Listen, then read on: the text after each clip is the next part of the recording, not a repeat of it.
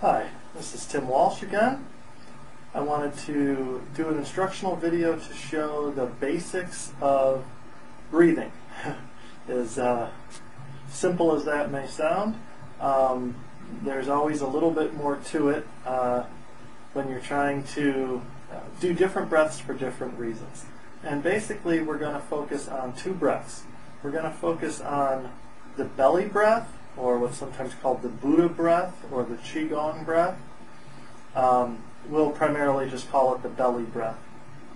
And the other one is the warrior's breath. So the belly breath is very relaxed. It's a passive breath, and we're going to breathe into the low abdomen. This is a breath that's used when practicing Qigong or Tai Chi, or in passive forms of seated meditation. And basically what happens, it might be a little easier to see from the side, is that when you inhale, the abdomen expands. Exhale, the abdomen contracts in toward the spine. It doesn't move far, but it does move a little bit. We want to do this without creating any tension or stress.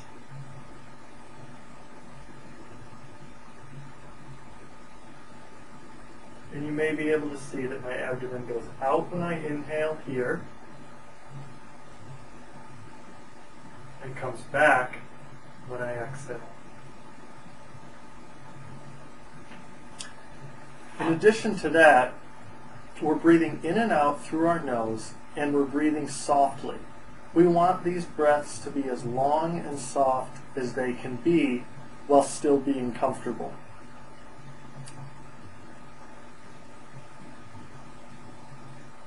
So in summary, we're simply breathing into the abdomen, letting it expand. The abdomen moves forward and gets round and big.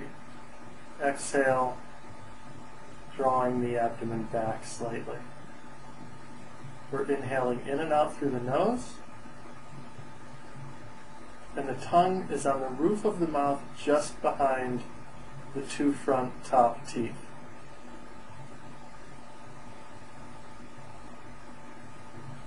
Very simple, very basic, very relaxed. Generally we do this when we're in seated meditation with the hands folded over the navel, palm over palm. So there's a very powerful point in acupuncture. It's called, it's a heart point, heart 8, and it's right there between these two bones. So you have the finger bones running here, and the point is right in between. If you soften up the hand a little bit, it's easy to find it. You can also curl the hand, and where the middle finger hits is approximately point pericardium 8. Did I say heart 8? Pericardium 8. Laogong. So right here, we fold those points, we place them over each other, and then the hands go over the navel point. Generally, the gentlemen have the right hand on top, ladies have the left hand on top. If it feels awkward to you, you can try it either way. The thumbs are folded in and the fingers are folded together. And that's the belly breath. Very simple, very basic. Although for a lot of people, it can be weird to have the abdomen go out as you inhale. Sometimes people want to pull the abdomen in when they inhale, and they need to break that habit in order to create a breath that is more like how a baby breathes, which is expansion on inhalation. The second breath we're going to talk about is the warrior's breath. The warrior's breath is an intense breath through the nose. It's intense because this is a breath that is meant to activate and energize. Like you were running into battle, or like you were going to do one of those polar plunges and jump into 34-degree water, and you wanted to get yourself amped up for it. So you take some big, deep breaths in order to ramp yourself up for something intense. So the focus here with the warrior's breath is on the chest. So we're still going to breathe through the nose, but it's going to be a powerful inhalation, and we're going to direct that energy, that air, to the chest. So an inhale would look like this.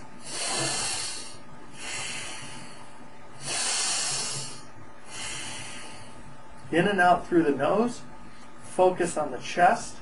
We can move a little bit just to open up the body and help direct that energy into the upper part of the chest. And this is a breath that's used to energize. What we do when we do the warrior's breath is we first exhale all of our air, and then we inhale back, beginning the warrior's breaths. I'll do 3 breaths to demonstrate. On 3, I'll blow all my air out. 1, 2, 3. And I'll inhale back powerfully.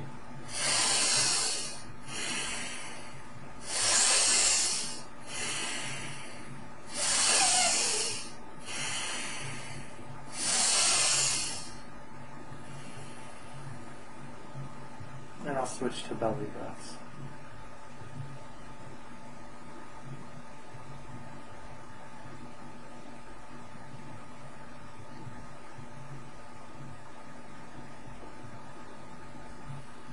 I can already feel more energy flooding into my body as the oxygen starts to saturate the tissues and saturate the bloodstream. I can feel just a little bit of lightheadedness, a little bit of tingling of my skin. This is not a hyperventilation breath. This is a hyperoxygenation breath. When you hyperventilate, you generally take short breaths that are shallow, that are a response to stress. That's different than what we're doing here. We're taking full breaths in and full breaths out. And you can do that at the pace that feels good for you. When I do more instruction on the warrior breath, I'll probably do it fairly intensely. But there are certain situations where you should not do the warrior's breath too intensely. That would be people who are pregnant, where we don't want to move the energy in the body too much because, there are important processes going on. People with epilepsy, we don't want to destabilize the brain waves. And anyone who has a lot of symptomology that arises from stress or symptoms that come from the upper parts of the body, like palpitations, headaches and migraines, getting dizziness or vertigo. Those are people that already have too much energy in the upper part of their body above the diaphragm, up in the chest and up in the head. If you're one of those people, you want to just take it easy. You want to do the breathing a little more smooth and a little bit more reserved in order to be more aware of what's going on as it's happening, so that you're not pushing more imbalance in the direction that you are already imbalanced, which would be too much energy in the upper part of the body. So when we do the belly breathing, nice and soft and gentle into the low abdomen, we're actually directing energy down below the diaphragm. We're accumulating energy down in the reproductive organs, the digestive organs, and that's very calming and very relaxing for the body. But when we do the warrior's breath, we're bringing energy up above the diaphragm, into the chest, the lungs, the heart, the head. And in some people that already have too much energy up in the upper parts of the body, you want to be a little bit more reserved in your approach. What's great about these 2 breaths is that you can gear them for your needs and energy level. So if you're someone that needs to calm down, you might do a few warrior breaths just to blow off some steam, but then you would focus on the slow, relaxed breathing to balance yourself out. If you're someone that generally runs a little bit more low energy, maybe weak digestion, fatigue, needing coffee to get you going, that type of thing, the warrior's breath will probably feel very good and activating.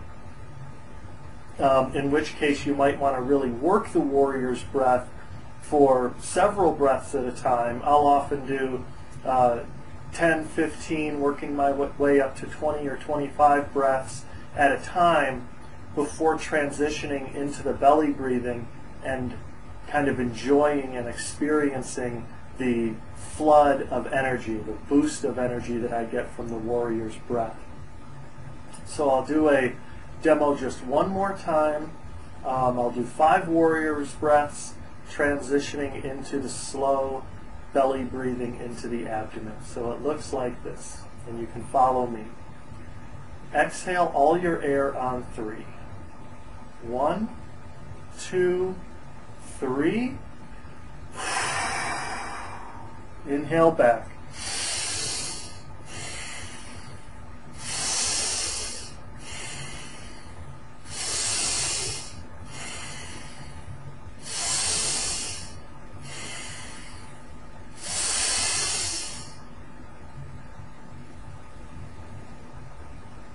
Slow exhale, transitioning to belly breathing.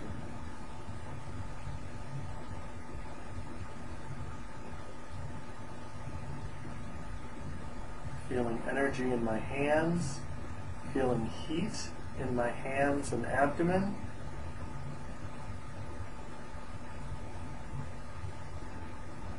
Just being aware of that increased energy in the body from the oxygenation.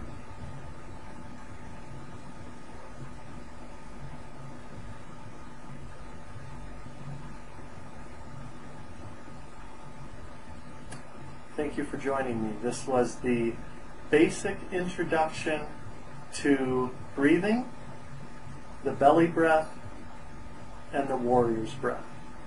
I'm Tim Walsh, and this is the Coherence Experience. Thank you for joining me.